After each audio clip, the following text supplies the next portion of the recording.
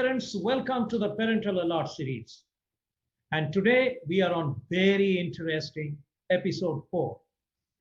Get ready to discover some unique facts which might change the way you look at the future of your children. What do you think your children learn from? Most of us think that they learn from the school, from the books, from the teachers, by reading, writing, and doing all that. Some of you may think they learn from the peers, but most of us don't know. They learn a lot from their home, from you parents, from the home environment that you have created for them. You know, it has been proved in psychology, people learn more by seeing, by watching, than by listening. So, children are smart learners, and they learn in a way that they don't know they're learning, and that's the best learning. When you know you are learning, that's not the best learning. But when you don't know that you are learning, that is the most powerful learning which stays with you. They watch you. They very keenly mark your body language. They very keenly note the way you interact with each other as husband, wife, as son, daughter, father, mother, in various ways. They know how you discuss the challenges and problems at your office with your spouse. They know what are your values and what are your principles about what's happening in the world. They very keenly watch them. Without any comment, they become silent learner, and that's what they form inside their mind to be their attitude, to be their own values and ways of living. Now, when you know this, how many of you are alert? Every moment, you are concerned about the future of the children, but are you really alert? How you are behaving at home, what you are doing, how you are dealing with others, what are you talking, how often you get angry, how you control the situation, how calm you are, how much you are centered in your life. All these become very important. Now, from this, the greatest learning they pick up is how you guide them, how you talk to them. What are the contents of your communication with them? This is the backdrop on which I'm going to discuss today's topic with you, which is competition versus cooperation. I'm sure you will agree. I'm not talking about you personally, who is listening right now, but I'm talking in general. Most of the parents really influence the minds of their children to compete in the world. How often we talk, you got to come up, you got to stay ahead of others. How often we put them in comparative mode with other children. We feel that's the way we are inspiring them. We feel being in competition with others is a great thing.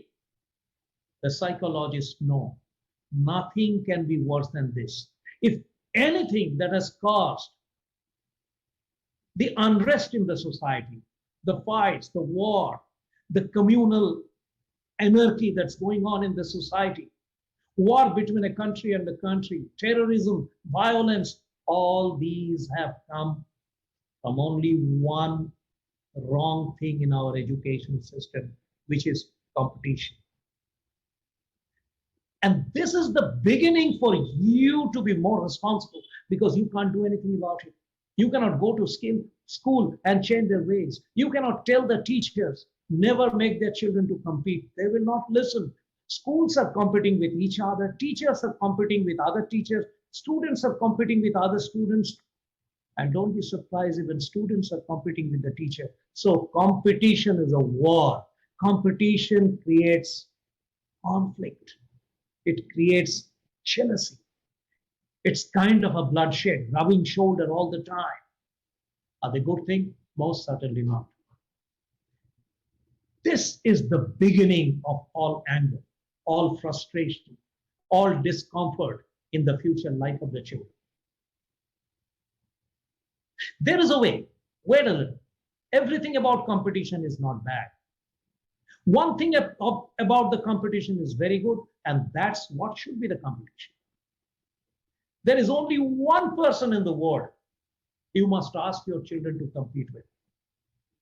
Mr. Dale Carnegie used to say, analyze and criticize yourself every day.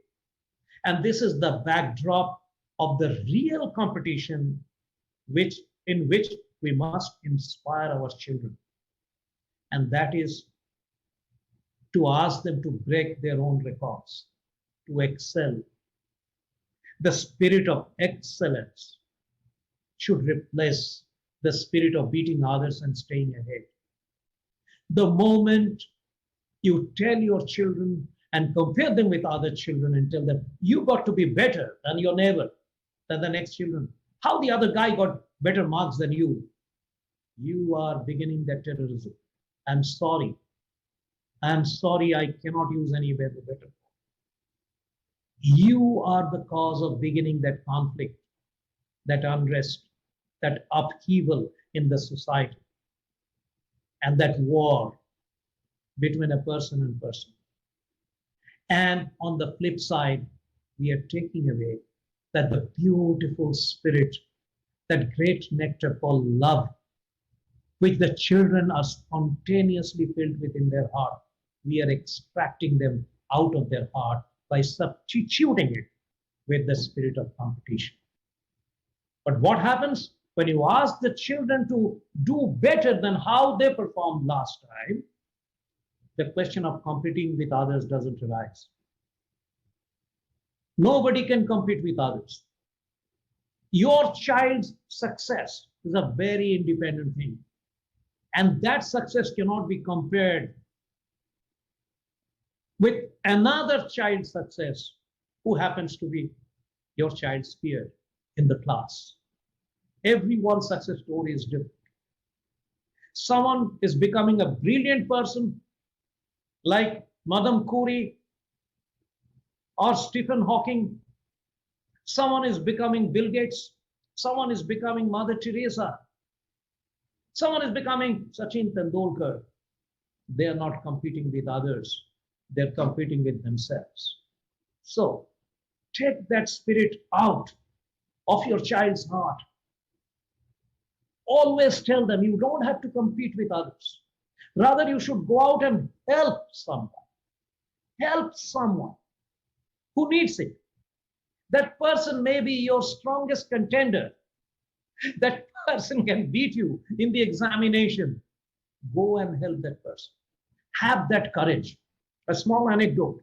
A child goes for the, not a child, a man goes for the interview, and the interviewer asks him, what's your aim in life?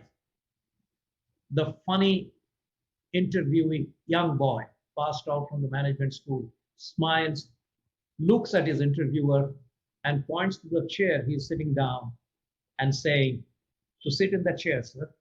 This fellow got so frightened and looked at the chair and said, then where should I go if you take my chair? The guy smiles and says, why? You don't have an ambition? Now, this is very meaningful.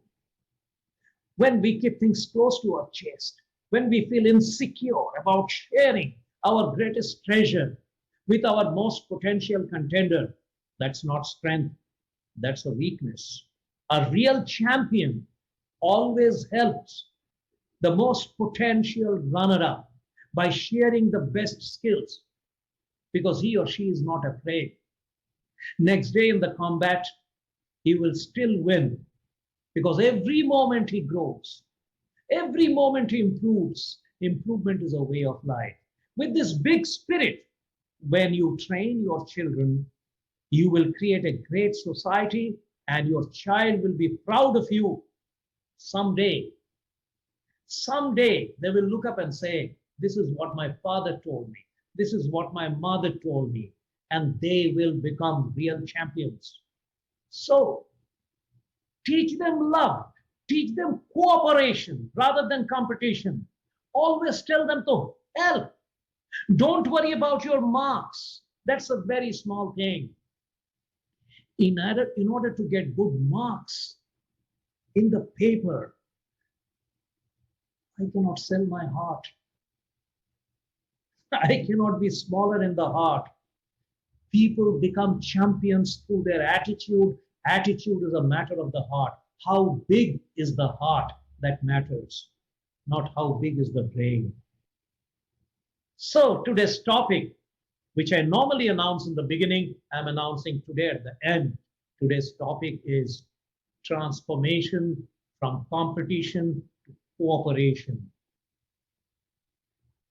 Now, if you ask me, this is very fine, Mr. Ghosh, but how we do it? Wait for that as I proceed. But now make up your mind. Are you convinced that you will not teach your child to beat others and stay ahead? You will rather tell them to perform better than however he or she has performed last time. If you make this resolve, you have taken the first positive step. And mind you, you will be blessed. So will be your child. With this, let me bid bye bye to you for now and see you in the fifth episode.